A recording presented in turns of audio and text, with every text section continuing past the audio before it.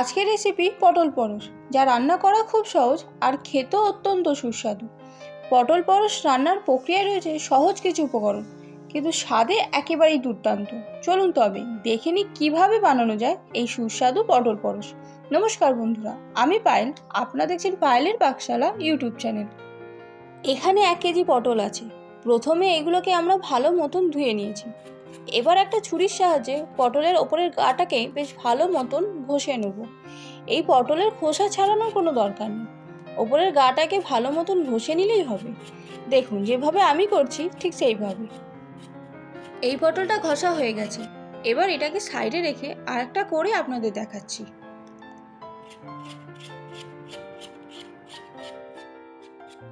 ঠিক একইভাবে বাকি পটলগুলোকেও আমরা ঘষে নিয়েছি। এবার এই পটলের খোসাগুলোকে ফেলে দিয়ে পটলগুলোকে কেটে নেব। প্রথমে পটলের মুখ দুটোকে বাদ দিয়ে মাঝখান থেকে ছিঁড়ে নেব। তারপর এটাকে 3 টুকরো করে কেটে নেব।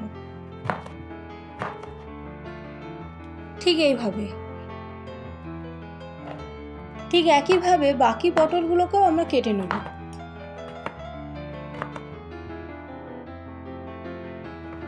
সম্পূর্ণ পটল কাটা হয়ে গেল। এবার এগুলোকে পাত্রে তুলে নিই।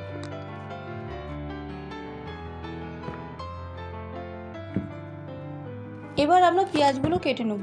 দুটো মাঝারি সাইজের পেঁয়াজ খোসা ছাড়িয়ে একদম মিহি করে কুচি করে কেটে নেব।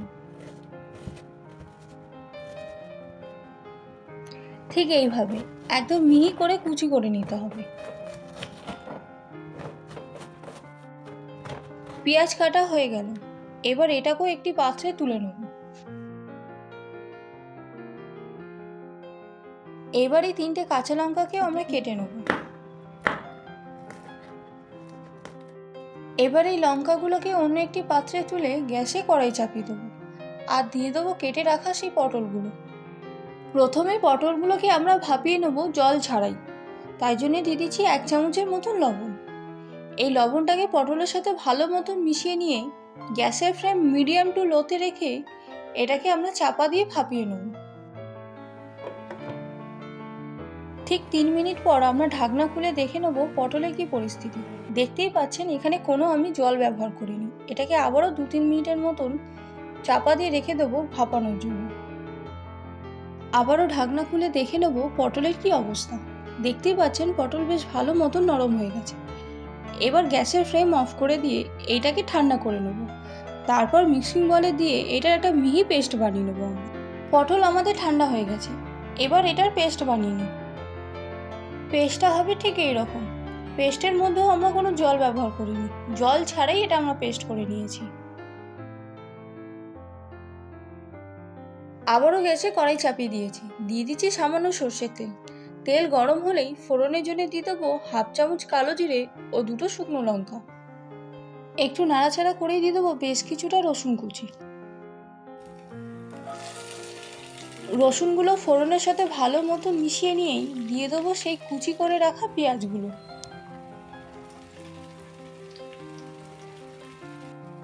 এবার এই পেঁয়াজগুলোকে বেশ ভালো মতো নাড়াচাড়া করে ভেজে নেব। ভাজা হয়ে গেলেই দিয়ে দেবো সেই কাঁচা লঙ্কা কুচি। আবারও মশলাগুলো নাড়াচাড়া করে কষিয়ে নেব। তারপরে দিয়ে দেবো 1 চামচ হলুদ গুঁড়ো ও 1 চামচ লাল লঙ্কার গুঁড়ো। এবার এই গুঁড়ো মশলাগুলোকে ভালো মতন মিশিয়ে নিয়ে দিয়ে দেবো সেই পটলের পেস্টটা। এবার এই পটলের পেস্টটা মশলার সাথে মিশিয়ে নেব। তারপর অনবরত নাড়তে থাকবো যাতে তলায় ধরে না যায়। গ্যাসের ফ্লেম মিডিয়ামে রেখে সমানে নাড়াচাড়া করে পাক দিতে থাকবো।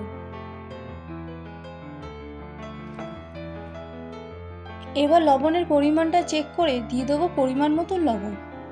সমানে এটাকে পাক দিতে হবে। পাক দিয়ে পটলের মধ্যে থাকা যে জলটা ওটাকে সম্পূর্ণ আমরা শুকিয়ে নেব মিডিয়াম টু লো ফ্লেমে। গ্যাসের ফ্লেম কোনো মতে হাই করবেন না, তাহলে তলা থেকে পুড়ে যেতে পারে।